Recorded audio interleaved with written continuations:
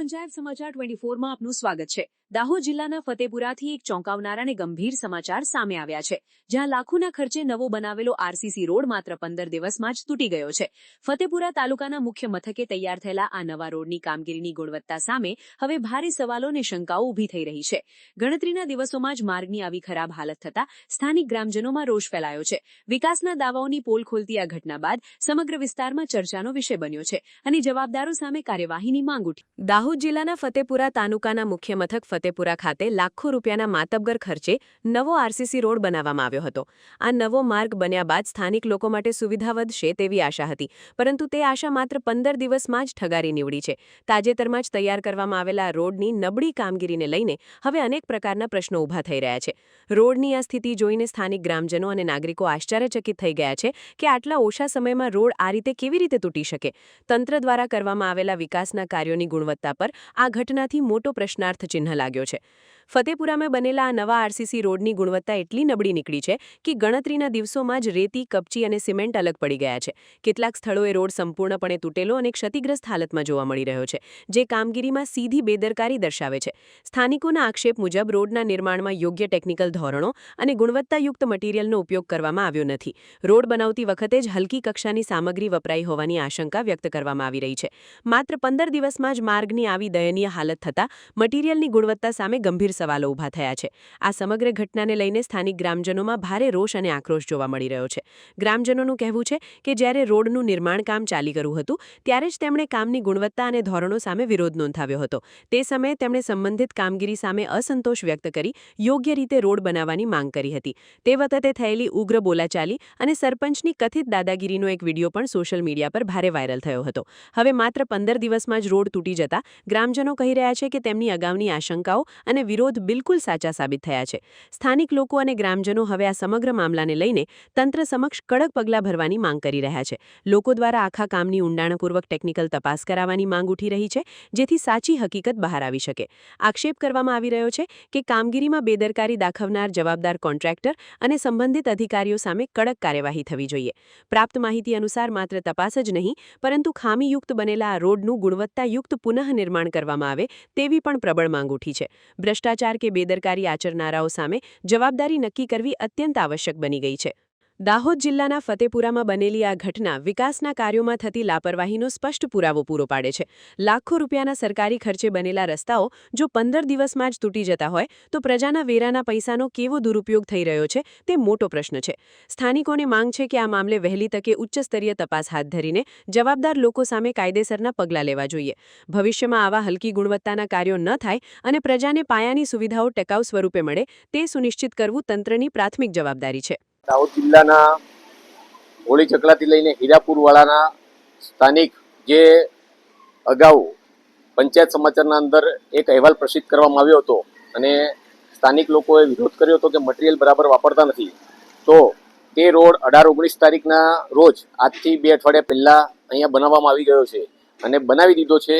એના પછી હાલની પરિસ્થિતિ સ્થાનિક લોકોના વિરોધના લીધે પંચાયત સમાચાર ફરી ગ્રાઉન્ડ ઉપર આવી છે અને રિયાલિટી જોતા એવું લાગી રહ્યું છે કે જે રોડ 2 અઠવાડિયા પહેલા બન્યો છે અને કોઈ મુસળધાર વરસાદ ના પડવાના કારણે પણ આ રોડ આખો ધોવાઈને પૂરો થઈ ગયેલ છે।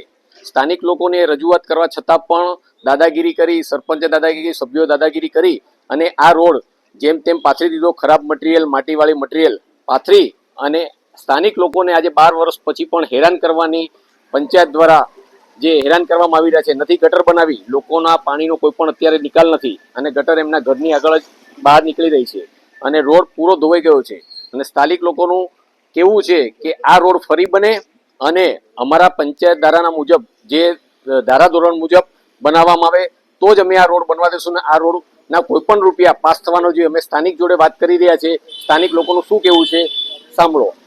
મારું નામ પટેલ કમલેશ કુમાર જયંતિલાલ છે। હું ફતેપુરા ગામનો નાગરિક છું। આ રોડ 15 દિવસ પહેલા બનાવવામાં આવ્યો હતો। જ્યારે આ રસ્તો બનતો હતો એ વખતે ફળિયાવાળાએ બધાએ વિરોધ કર્યો હતો કે આ રસ્તામાં તમે મટીરિયલ ખરાબ યુઝ કરો છો, તો તમે બરાબર રીતે મટીરિયલ વાપરી અને સારી રીતે આ રોડ બનાવો। 12 વર્ષ પછી આ રસ્તો બની રહ્યો છે, પણ પંચાયતના સભ્યો અને સરપંચે પોતાની મનમાની કરી અને ધાક ધમકી આપીને આ રસ્તો બનાવી દીધો અને આજે 15 દિવસની અંદર આ રોડની હાલત જોઈ લો। તો અમારા ગામ લોકોની એવી માંગ છે કે આ રસ્તો ફરીથી બને ને વ્યવસ્થિત બને, જે સરકારી ધારાધોરણ મુજબ હોય એ રીતે રસ્તો બનાવવામાં આવે, આવી અમારી રજૂઆત છે.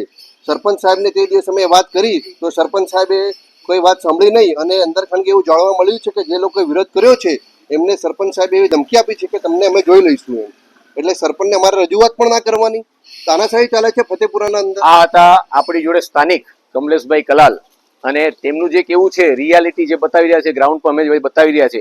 આજની તારીખમાં આ રોડ જે 12 લાખ 13 લાખ રૂપિયાના એસ્ટિમેટ પ્રમાણે બનવો જોઈએ, ત્યારે પંચાયત અને પંચાયતના સભ્યો દ્વારા ખાલી 7 લાખના અંદર ખરાબ મટીરિયલ વાપરી અને આજે 12 વર્ષ પછી જે રોડ બન્યો એ પણ તદ્દન એવી હાલતમાં અને બધા જ ખાડા કબજા થઈ ગયા છે અને લોકોને વેઠવાનો વારો આવી રહ્યો છે.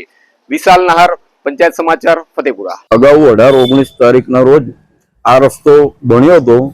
મેં અગાઉ પણ રસ્તો બનતા પહેલા પણ રજૂઆત કરી હતી કે આ રસ્તાનું કાચું મટીરિયલ આ લોકો વાપરે છે. જે સરકારના ધારાધોરણ મુજબ એસ્ટિમેટ જે પાસ થયેલો છે એ પ્રમાણેનો રસ્તો બનાવવામાં આવેલો નથી. ખાલી કોન્ક્રીટ, કપચી, રેતી, સિમેન્ટ, કાચો માલ વાપરી ને રસ્તો ખાલી બનાવી દેવામાં આવેલ છે. અમારા વોર્ડના નાગરિકોની એવી રજૂઆત છે કે જે ગ્રામ પંચાયતના જે વહીવટી છે એ લોકો આ રસ્તો સ્વૈચ્છિક ધોરણે જે સરકારના નિયમોને આધીન હોય એ એસ્ટિમેટ પૂરેપૂરો ચોખ્ખો વાપરીને આ રસ્તો બનાવવો જોઈએ. જ્યાં હાલની તારીખની અંદર આ રસ્તા પૂરેપૂરો જર્જરિત થઈ ગયેલો છે અને 14 દિવસની અંદર ધોવાઈ ગયેલો છે આખો રસ્તો પૂર્ણ. તો નવેસરથી બનાવવા અમારા લોકોની રજૂઆત છે. અંકુર શાહ. ટાઈમ લાંબા ટાઈમ પછી બી આ રોડ બન્યો છતાં બી રોડની પરિસ્થિતિ એવી છે કે 15 દિવસ બી નથી થયા અને રોડ આખો પૂરો થઈ ગયો છે. હજુ વરસાદ તો પૂરો પડ્યો નથી ને વરસાદ પૂરો વ્યવસ્થિત પડશે તો શું થશે એ વિચાર કરવાની વસ્તુ છે કે આ પંચાયત દ્વારા બનાવવામાં આવેલો છે રોડ કેવો છે, જાતે આવીને તપાસ કરો ખબર પડે કઈ રીતનું છે એમ, કે કોઈને કોઈ પડેલી નથી એવું તો વધુ વધારે પડશે બધું ધોવાઈને નવું થઈ જશે.